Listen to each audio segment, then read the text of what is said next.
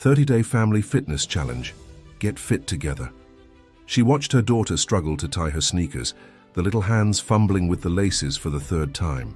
In that moment, she realized they'd all forgotten what movement felt like, when it wasn't forced, when it didn't feel like punishment. The family calendar hung on the kitchen wall, covered in appointments and deadlines, but nowhere did it say, "Time to move together." Somewhere between work meetings and homework battles, they'd all become strangers to their own bodies. Her husband had mentioned his back pain again that morning. Her son spent 6 hours hunched over a screen, and she couldn't remember the last time she'd climbed a flight of stairs without her heart racing. But what happened next changed everything. It started with a simple question from her youngest. "Mom, can we play outside? Not watch something, not buy something. Just move." She thought about saying no.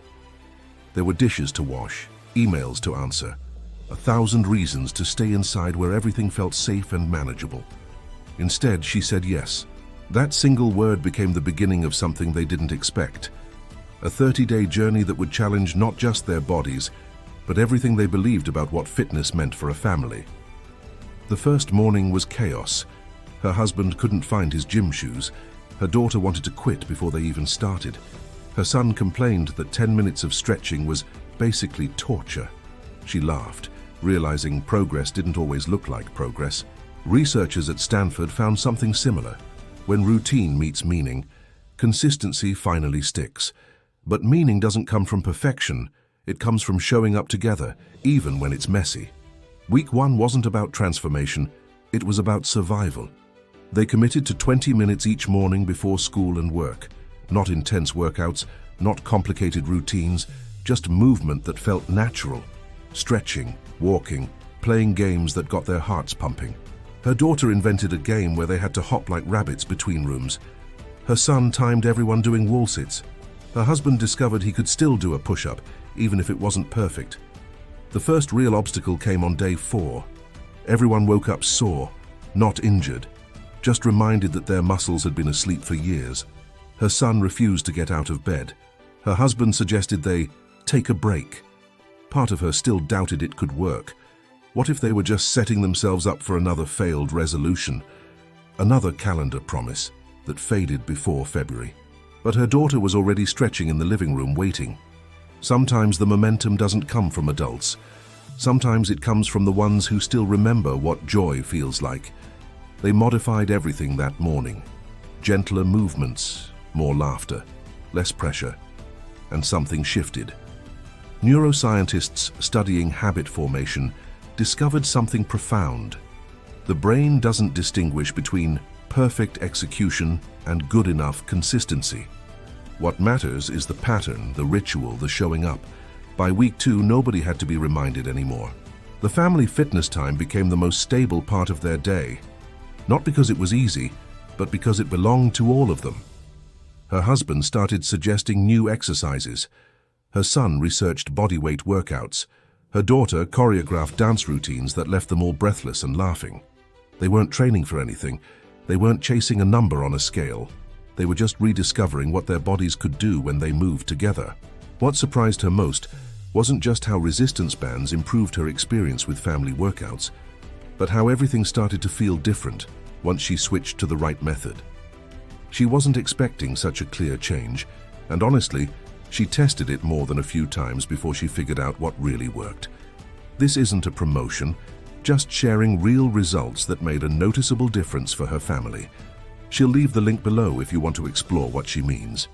Then came the injury and the real test. On day 17, her husband twisted his ankle during a game of tag. Nothing serious, but enough to make him limp, enough to potentially derail everything they'd built. The old version of their family would have stopped completely.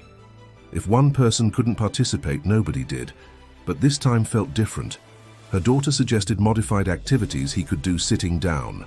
Her son found chair exercises online. She created a coach role where he could guide them through movements while resting his ankle. The family didn't stop moving. They adapted. Sports medicine specialists emphasize this principle constantly. Injury doesn't mean cessation, it means creativity. The families who maintain fitness long-term aren't the ones who never face obstacles. They're the ones who refuse to let obstacles become excuses. Week 3 brought the biggest surprise of all. Her daughter's teacher called to say she'd noticed a change: more focus during class, better mood, more energy during recess. Her son's screen time had dropped without anyone enforcing it. He was too busy planning the next day's workout challenge. Her husband's back pain had quietly disappeared, and she realized she'd stopped checking her phone every 5 minutes. Something about moving together had made them all more present. What would you do in that moment, when you realize the goal you started chasing has already quietly changed your life? The science supports what they were feeling. When families exercise together, cortisol levels drop across all members. Oxytocin, the bonding hormone, increases. Communication improves, conflicts decrease, but the research can't capture what it actually feels like. The way her son high-fived his sister after completing a difficult plank challenge, the way her husband started waking up before everyone else to stretch, the way her daughter drew pictures of their workouts and hung them on her bedroom wall. Fitness had stopped being a chore. It had become their language. By day 25, something unexpected happened. Her daughter asked if they could keep going after 30 days. Not because she felt obligated, because she didn't want it to end. Sometimes we only understand strength when it's tested, not by weight or reps, but by whether we want to continue when nobody's watching anymore. The final week wasn't about intensity. It was about reflection. They tried activities they'd avoided at first: yoga, dance, light jogging around the neighborhood. Things that once seemed impossible or embarrassing now felt natural. Her husband admitted he'd been afraid at the beginning, afraid of failing in front of his kids, afraid of not being strong enough. Her son confessed he'd only agreed because he thought they'd quit after a week. He'd planned to say, "I told you so." Her daughter said she just liked being together. Somewhere between the failures and the quiet mornings, they found rhythm and peace. Exercise physiologists talk about the 30-day threshold for a reason. It's not when habits become automatic. That's a myth. It's when families start to see what's possible, when commitment outlasts motivation. Motivation fades. It always does. But commitment that's built on connection, that endures. On day 30, they didn't do anything special. No grand finale, no celebration workout. They just moved together like they had every morning for a month. And when they finished, nobody wanted to stop. When she looked in the mirror again, it wasn't her reflection that had changed. It was what she believed about herself, about her family, about what they could build together when they stopped waiting for the perfect moment and just started. The research is clear. Families who exercise together for 30 consecutive days are 4 times more likely to maintain active lifestyles long term. But the numbers don't capture the laughter, the inside jokes, the shared exhaustion that somehow feels like victory. They didn't become athletes. They didn't transform into fitness models. They just became a family that moves together. Her daughter still struggles with those shoelaces sometimes. Her husband still has days when his body protests. Her son still loves his video games. But now they have something else too. A foundation built from 30 mornings of showing up, 30 days of choosing each other, 30 opportunities to prove that fitness isn't about perfection. It's about presence. The calendar on their kitchen wall looks different now. Among the appointments and deadlines, there's a permanent marker note: family movement time, non-negotiable. Not because they have to, because they want to. This isn't medical advice, just one family's experience discovering that the hardest part of any fitness journey isn't the exercise. It's believing you deserve to feel strong. It's trusting that change is possible. It's having the courage to start even when you're not sure you'll finish. They started as 4 people who'd forgotten how to move. They became a family that couldn't imagine stopping. The research will tell you about cardiovascular benefits, improved mental health, stronger immune systems, better sleep quality. All of that is true and documented, but what they discovered was simpler and more profound.